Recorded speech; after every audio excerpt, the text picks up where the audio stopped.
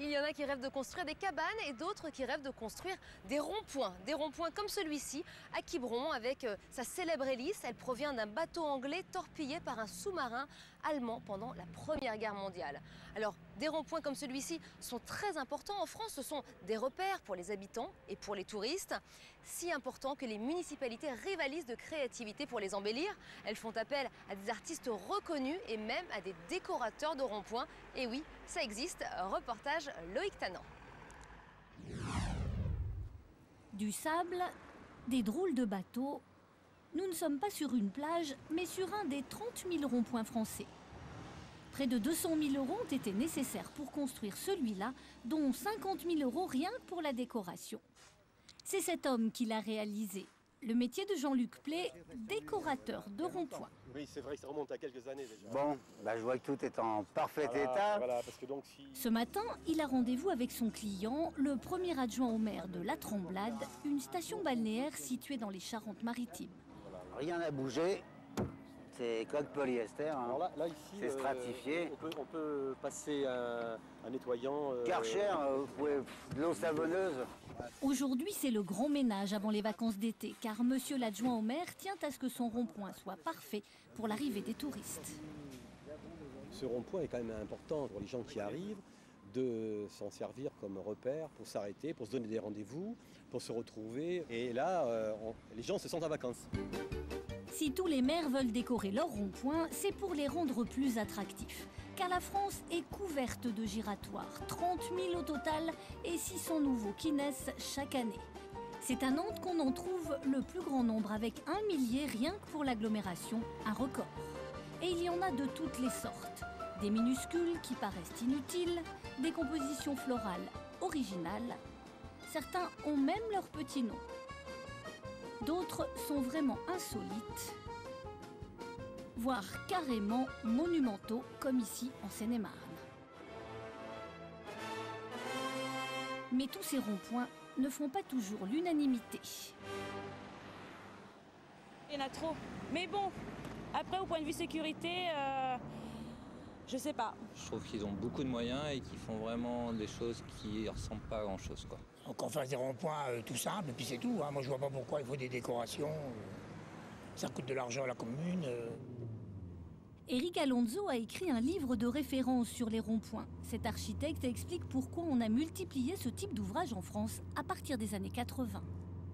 Le principal intérêt d'un rond-point, c'est d'être un dispositif de carrefour assez performant, puisqu'il permet de relier différentes voies de différentes natures. Il a une deuxième vertu, c'est de réduire les accidents. Mais ce qui marque le plus notre historien des ronds-points, c'est la frénésie décorative des municipalités. Certains élus se sont dit, tiens, peut-être que certains ronds-points méritent de constituer des repères à l'échelle d'une ville. Et à ce moment-là, on fait appel à des artistes reconnus, comme ici, Piotr Kowalski, qui va faire sortir une flèche métallique qui sert de repère et qui est en même temps une référence à l'axe de la Terre, puisqu'il est incliné parallèlement à l'axe de la Terre, il pointe l'étoile solaire. Jean-Luc, notre décorateur de rond-point, ne va pas aussi loin. Lui, il s'inspire plutôt des spécialités et des coutumes locales, comme ici à Marennes, près de l'île d'Oléron. C'est l'histoire d'un petit gamin qui a trouvé une huître géante dans la mer et il court vers la plage de Marennes. Il traîne son petit bateau de pêcheur avec des huîtres pour vous rappeler qu'ici, vous êtes tout de même dans le pays de l'ostréiculture. Constatez tout de même la qualité, une pièce qui bientôt aura 10 années, il n'y a rien à faire. C'est visible par tous les axes routiers qui arrivent sur le giratoire. Puis il est célèbre celui-ci, croyez-moi. Tellement célèbre que la mairie a mis les gros moyens pour sauvegarder son précieux trésor. Regardez en haut des lampadaires, vous allez découvrir des caméras qui sont là pour surveiller le giratoire, parce qu'il est interdit d'aller dessus, mais c'est probablement aussi, ils ont peur qu'on leur vole. Jean-Luc Plé, c'est le roi du rond-point.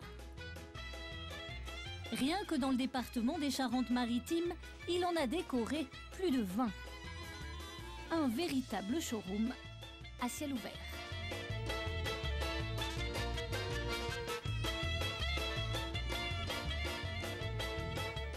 Il sont nombreux les artistes qui se sont essayés à l'art du rond-point, mais Jean-Luc est l'un des seuls à en avoir fait son métier. Cet artisan consacre toute son énergie créatrice à imaginer des sculptures. Il dessine des projets, réalise des maquettes et sa petite affaire ne connaît pas la crise.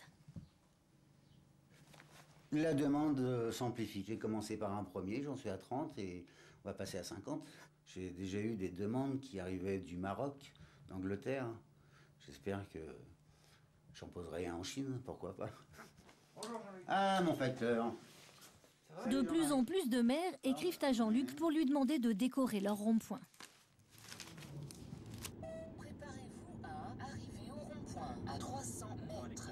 Aujourd'hui, il a justement rendez-vous avec le maire d'une petite commune à qui il réserve une surprise. J'avais à vous présenter quelques nouvelles idées. Je vous propose l'éventuelle réalisation d'un moine sonneur de cloches. J'ai réalisé une maquette. L'enjeu est important pour Jean-Luc. Une maquette pour... S'il veut remporter l'affaire, il doit arriver à convaincre le maire. Je vous propose une mousse polyuréthane de très haute densité. Ça bouge pas. C'est totalement indestructible. Oui, combien cette sculpture pourrait coûter? Donc un moine de 4 mètres, livré, posé. Nous devrions être dans l'ordre d'un budget de 50 000 euros pour le défi technologique. Jean-Luc va-t-il réussir à séduire le maire avec son projet à 50 000 euros? Je souhaiterais que par ce point qu'on puisse inciter les touristes de faire un petit détour pour aller voir notre magnifique abbaye du XIIe siècle. Et puis, un autre avantage, il n'y a pas d'entretien. Voilà, les ronds-points, il faut tondre, il faut tailler les arbres, il y a toujours de l'herbe, ça demande quand même beaucoup de main-d'œuvre. Alors que là, il n'y a absolument rien. Mais il n'y a pas que les maires qui s'intéressent aux ronds-points décorés. Jean-Louis, son truc, c'est de les prendre en photo. Ce collectionneur a même créé un blog où il a déjà publié plus de 2000 photos de ronds-points. Tous les jours, je diffuse des ronds-points. J'en mets 4 par jour. Là, vous voyez, il y a un rond-point avec des cyclistes dessus. Ça devait être pour le Tour de France. Ça se trouve à Chambéry. Après, il y en a un qui est super sympa à Saint-Jean-de-Maurienne. Vous avez un Opinel géant. Retour à La Rochelle chez Jean-Luc Plé, le décorateur de ronds-points. L'heure est à la concrétisation. Après son rendez-vous chez Monsieur le maire, il s'est lancé dans la réalisation grandeur nature de son projet. Moi, je fais avancer le produit final attendu du moine sonneur de cloches. Le nombre de ronds-points décorés ne cesse d'augmenter en France. Autant dire que vous risquez sûrement, dans les années qui viennent, d'en croiser de plus en plus.